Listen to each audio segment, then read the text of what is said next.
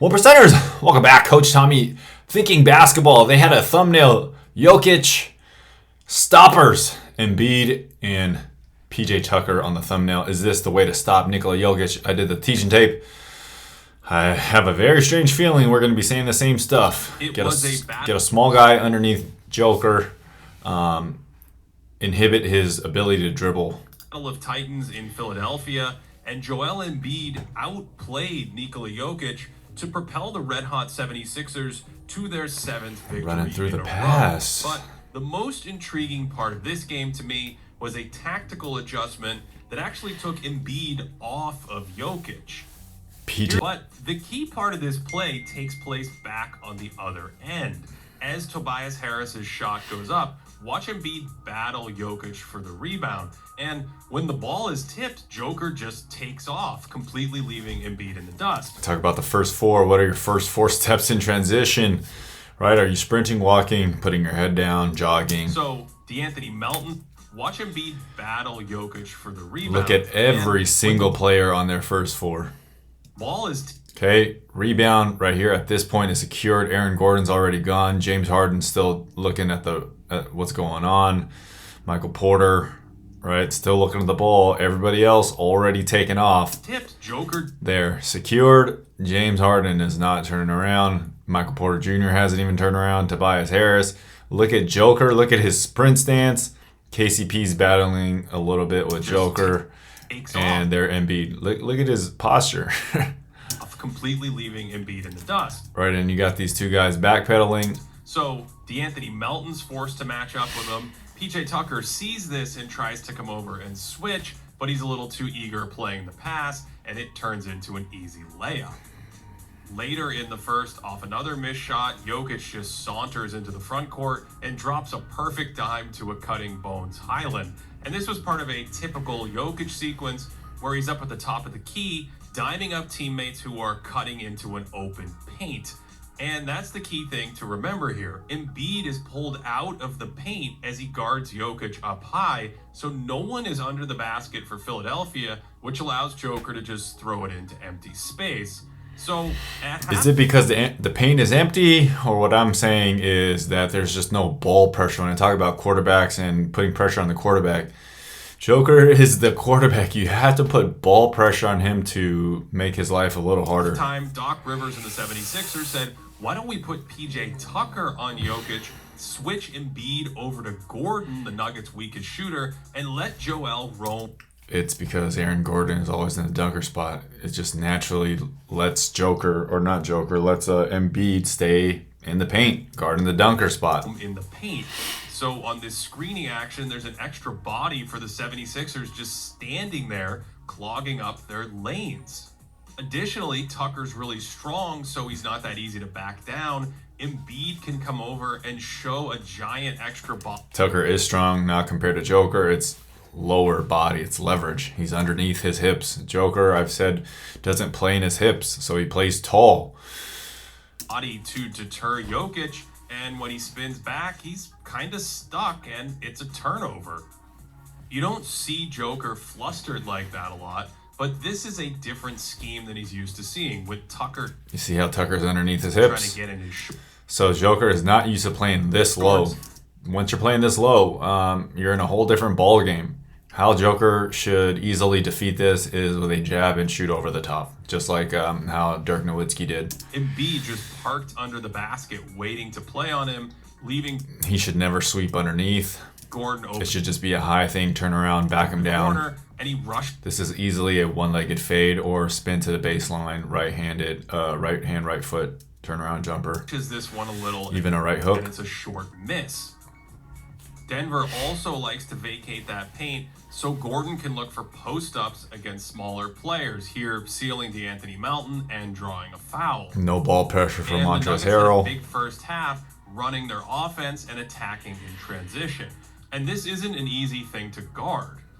Here's a typical set where somebody who is stronger playing low on the hips than PJ Tucker is Aaron Gordon. Running their offense. PJ Tucker can bump him here. And Aaron Gordon can absorb it because he's down into his hips here. Stronger legs. And this is big long step, strong in the hip in one leg. An easy thing to guard.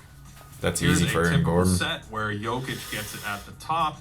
And again, when you're worried about Gordon, multiple defenders go with him on that paint cut. They run that action all the time. That leaves Jamal Murray wide open and a total breakdown, and it's 3 more on the board. A 73-point half was punctuated by this brilliant play where Jokic looks like he's going to set a screen, feels Embiid's a little too high, and just slips right to the basket. Murray flips it to him, and Jokic can pay it forward to Gordon. Easy dive, great pass by Jamal Murray. Well, I switched to Swiffer Wet Jet, and it's awesome. Will the Nuggets make it to the finals to play the Sixers in the finals? If the Sixers make it, I don't see any team in the West really with the personnel to guard Joker like this. Can the 76ers maintain kind of focus? Can James Harden play remotely better defense? Can he be as efficient as he was? Again, Embiid is pulled way up high here. So they got to make it past the Celtics and the Nets. No resistance in the paint. But in the second half, the pieces are moved around a little. So Jokic breaks free of PJ Tucker in the backcourt. And when he lobs it to Gordon, Embiid's there to break it up perfectly. And this happened. When does PJ Tucker pick up Joker? Beyond half court. Putting pressure on him already. He's speeding him up here. Even if he goes for the steal, he knows somebody faster is right on his butt. And when he lobs it to so then when he goes for the lob, right, Joker's not comfortable going any faster than this. He could have taken one more dribble, probably would have got stolen from behind, so he feels that pressure from behind him. Same thing as a quarterback hearing footsteps. He's there to break it up perfectly, and this happens because Jokic is expecting Embiid. Can Joker take one more dribble and come to a complete jump stop and let these little guys run past him and then shoot it? Can he hit a floater going this full speed off a dribble? Normally he's catching it in the pick and rolls, hitting that floater. To beat him, but Embiid is playing the lob, sits on it, and can use that height to break it up. And this springs the 76ers in transition offense to get an easy score on the other end. On that end of the floor, Embiid had a monster game, going for 47 himself, draining threes and getting downhill in pick and roll against Jokic. And perhaps his signature move of the night was getting Jokic in isolation, then throwing a little hesitation cross to get baseline and throw it down.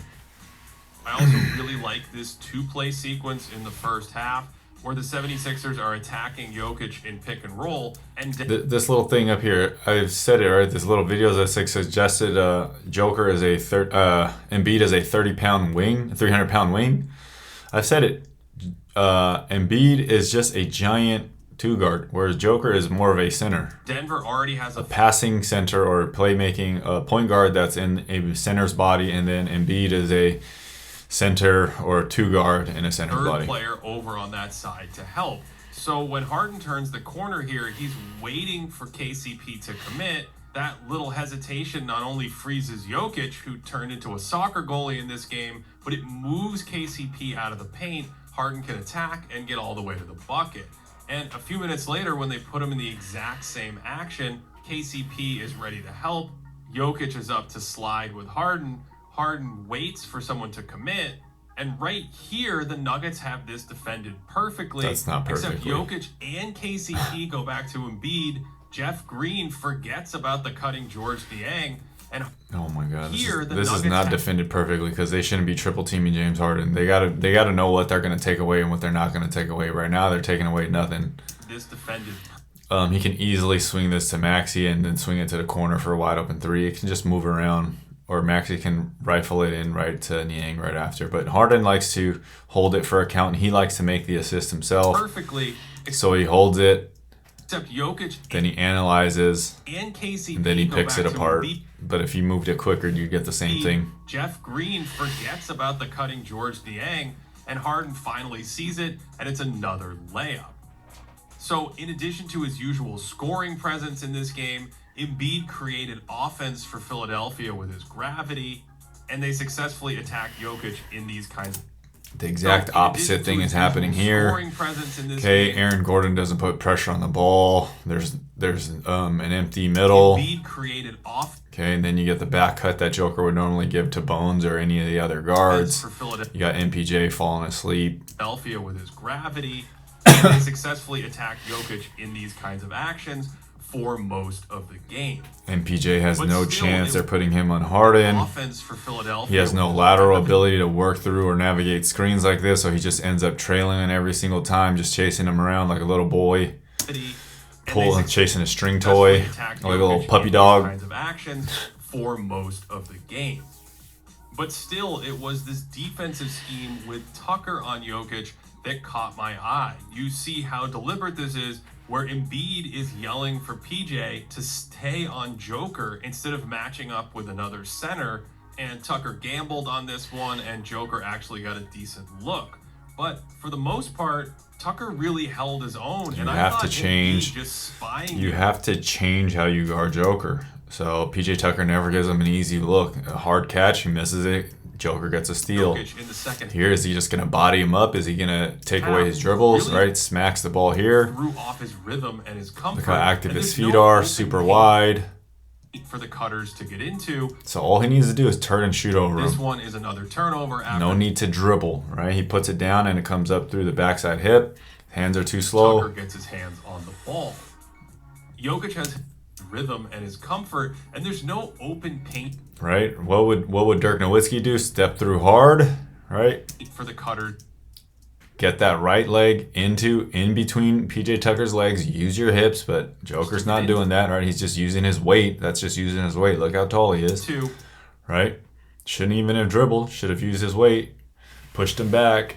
This one is another turnover after Tucker gets his hands on the ball. Jokic has historically great touch on his little floater as he comes down the lane. So to me, this two-zone alignment where their fifth player comes off the bench in the middle of the play like Jose Bones already missed the pass. To steal the ball from behind. He's seen Bones already missed a pass. Fifth player Good Lord. Right, he could have just ripped it and then passed it right back. He could have passed it right there. Bench in the middle of the play like Jose Alvarado to steal the ball from behind.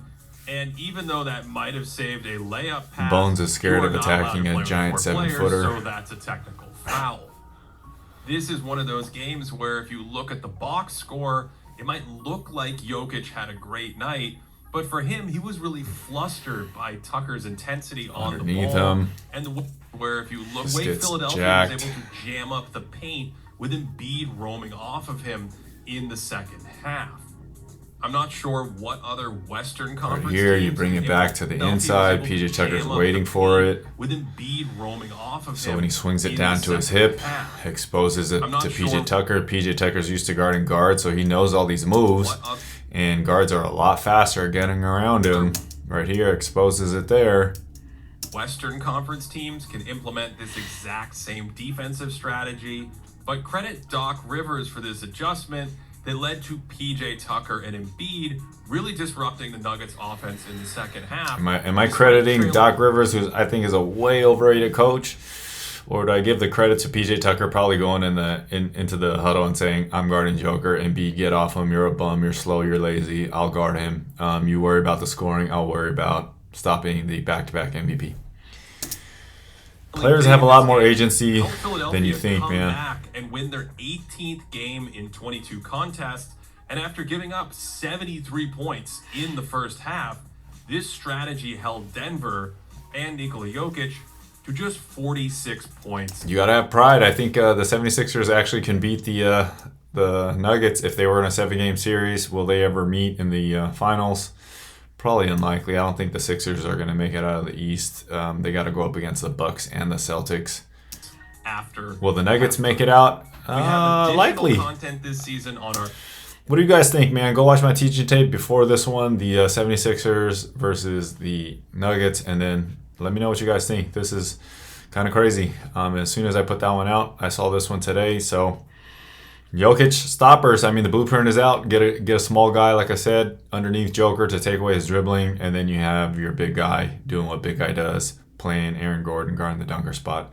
So unless Joker learns how to play more like Dirk Nowitzki, and unless Aaron Gordon learns how to hit a corner three consistently, this is the blueprint for now. Until next video, take 40 minutes, 24 seconds, or 1% of your day to get better. Peace.